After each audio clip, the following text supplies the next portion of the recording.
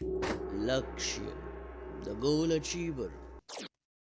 नमस्कार साथियों, मैं सुधांशु तिवारी और स्वागत करता हूं आपका एक नए सेशन में। आशा करते हैं कि आप सभी स्वस्थ और कुशल होंगे। मौसम बदल रहा है तो इसलिए अपना ख्याल रखिएगा, क्योंकि स्वस्थ रहेंगे आप तभी पठन पाठन का कार्य सुचारू रूप से चलेगा। तो आज हम लेके आए हैं आपके सामने एक नया सेशन, शिक्षण एवं के सिद्धांत। ये जो है टीचिंग से जुड़ा एक बहुत ही महत्वपूर्ण विषय होता है, शिक्षण एवं के सिद्धांत। और उससे जुड़ा एक पाठ है शिक्षण के सिद्धांत, यानी प्रिंसिपल्स ऑफ टीचिंग। यानी बच्चों को जो भी शिक्षा दी जाती है उसके सिद्धांत क्या हैं। तो आज हम बात करेंगे जो शिक्षण बच्चों को दिया जाता है उसके उद्देश्य, महत्व और सिद्धांत के बारे में।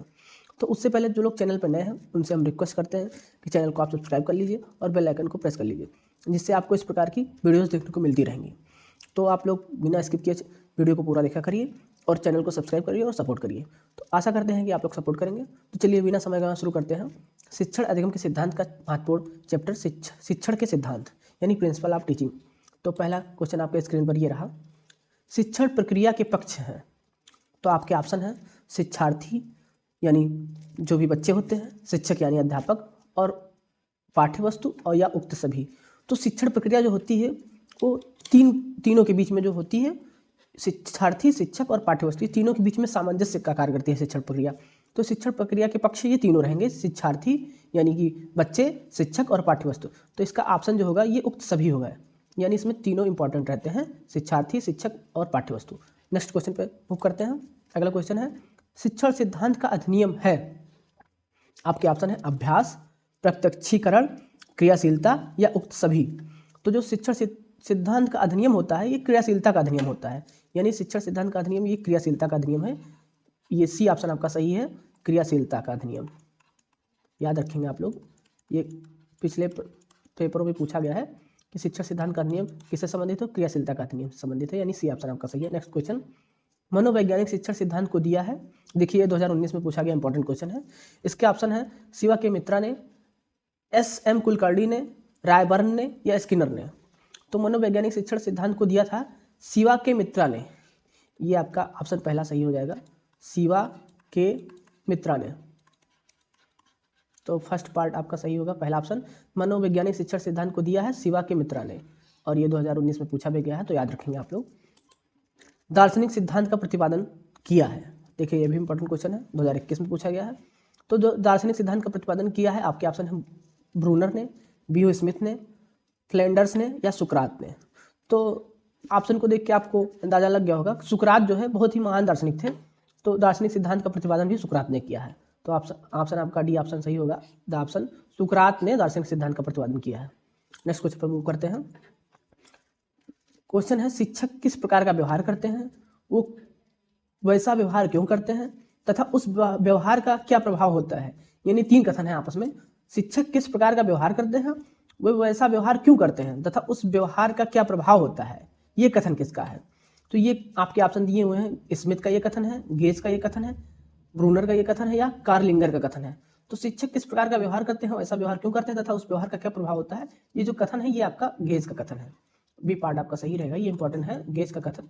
जितने भी कथन वाले प्रश्न है लगभग वो परीक्षा में पूछे जाते हैं, तो उनको याद रखेंगे हम लोग। नेक्स्ट क्वेश्चन पर मूव करते हैं। शिक्षण का मूलभूत सिद्धांत क्या है। ये देखिए 2016 में पूछा गया, ये भी इंपॉर्टेंट क्वेश्चन है, इंपॉर्टेंट पे टिक कर लेंगे। शिक्षण का मूलभूत सिद्धांत है, आपके ऑप्शन है क्रियाशीलता का सिद्धांत, अन्वेषण का सिद्धांत, आगमन विधि का सिद्धांत या उपयुक्त सभी। तो शिक्षण का जो मूलभूत सिद्धांत होता है वो क्रियाशीलता का सिद्धांत होता है।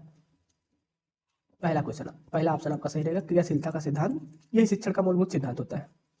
ये क्वेश्चन कई बार रिपीट भी हो चुका है। तो शिक्षण का मूलभूत सिद्धांत क्रियाशीलता का सिद्धांत होता है। नेक्स्ट क्वेश्चन पर मूव करते हैं। शिक्षण का सामान्य सिद्धांत नहीं है। देखिए ये भी इंपॉर्टेंट क्वेश्चन है, 2017 में आया हुआ। तो इसके ऑप्शन है क्रियाशीलता का सिद्धांत, रुचि का सिद्धांत, नियोजन का सिद्धांत या परिणाम का सिद्धांत। तो जो शिक्षण का सामान्य सिद्धांत नहीं है तो वो परिणाम का सिद्धांत होता है, क्योंकि शिक्षण में जो सिद्धांत होते हैं उसमें बच्चों को क्रियाशील बनाया जाता है, उनके रुचि के हिसाब से पढ़ाई की जाती है और उनमें नियोजन का जो है संप्रेषण किया जाता है। लेकिन परिणाम को देखते हुए कि क्या परिणाम आएगा, इस विषय को देखते हुए शिक्षण कार्य नहीं किया जाता है। उसमें परिणाम को बहुत ज़्यादा महत्व नहीं दिया जाता है, बस कार्य किया जाता है। तो शिक्षण का जो सामान्य सिद्धांत है वो परिणाम सिद्धांत इसमें क्वेश्चन में नहीं है, तो ये परिणाम वाला सिद्धांत नहीं है। बाकी सब शिक्षण के सिद्धांत है, सामान्य शिक्षण के। तो परिणाम का जो सिद्धांत होता है वो शिक्षण का सामान्य सिद्धांत नहीं है। नेक्स्ट क्वेश्चन पर मूव करते हैं। पाठ के प्रमुख तथ्यों को बार बार दोहराना ये किस शिक्षण सिद्धांत के अंतर्गत आता है। ये भी देखिए इंपॉर्टेंट है। तो इसके जो ऑप्शन दिए हैं, प्रेरणा का सिद्धांत, नियोजन का सिद्धांत और चयन का सिद्धांत या आवृत्ति का सिद्धांत। ये आपको ऑप्शन सही से दिख नहीं रहा होगा, देखिए आप देखिए आपको दिख रहा होगा प्रेरणा का सिद्धांत, नियोजन का सिद्धांत, चयन का सिद्धांत और आवृत्ति का सिद्धांत। तो पाठ के प्रमुख तथ्यों को बार बार दोहराना किस शिक्षण सिद्धांत के अंतर्गत आता है? तो बार बार दोहराना यानी आवृत्ति होती है, तो ये आपका आवृत्ति का सिद्धांत, डी ऑप्शन आपका सही रहेगा। पाठ के प्रमुख तथ्यों को बार बार दोहराना आवृत्ति के सिद्धांत के अंतर्गत आता है, यानी द ऑप्शन आपका सही रहेगा, याद रखेंगे आप लोग, ये इंपॉर्टेंट है, 2018 में पूछा भी गया है और ये पिछले कई साल पूछा गया है। नेक्स्ट क्वेश्चन पे मूव करते हैं। शिक्षण अधिगम के सिद्धांत नहीं है, आपके ऑप्शन है क्रियाशीलता का सिद्धांत, प्रेरणा का सिद्धांत, रुचि का सिद्धांत या प्रयोगात्मक कार्य प्रवृत्ति का सिद्धांत। तो आप क्वेश्चन को ध्यान से देखेंगे, शिक्षण अधिगम के सिद्धांत नहीं है, यानी ये जो तीन ऑप्शन आपको दिए गए हैं, क्रियाशीलता का सिद्धांत आपने पढ़ा, प्रेरणा का सिद्धांत और रुचि का सिद्धांत, ये तीनों शिक्षण अधिगम के सिद्धांत है। तो जो बाकी बचा आपका सिद्धांत यही नहीं है, शिक्षण अधिगम के सिद्धांत प्रयोगात्मक कार्य प्रवृत्ति का सिद्धांत नहीं है, याद रखेंगे आप लोग। नेक्स्ट क्वेश्चन पर मूव करते हैं। शिक्षक द्वारा कक्षा में अंताक्षरी या काव्य पाठ प्रतियोगिता कराना कौन सा शिक्षण सिद्धांत है? यानी जो कक्षा में एक्स्ट्रा एक्टिविटीज होती है, अंताक्षरी या काव्य पाठ प्रतियोगिता, ये किस प्रकार का शिक्षण सिद्धांत है? ऑप्शन है नियोजन का सिद्धांत, निश्चित उद्देश्य का सिद्धांत, क्रियाशीलता का सिद्धांत या अभिप्रेरण एवं रुचि का सिद्धांत।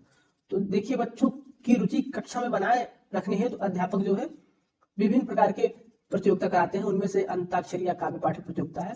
तो उनकी रुचि एवं प्रेरणा को कक्षा में बनाए रखने हैं, तो जो किया जाता है ये उस शिक्षण सिद्धांत के अंतर्गत आता है, यानी जो भी अंताक्षरी या काव्य पाठ प्रतियोगिता कराई जाती है अभिप्रेरण एवं रुचि के सिद्धांत के अंतर्गत आता है। नेक्स्ट क्वेश्चन को मूव करते हैं। तो आज के सेशन में इतना ही, धन्यवाद।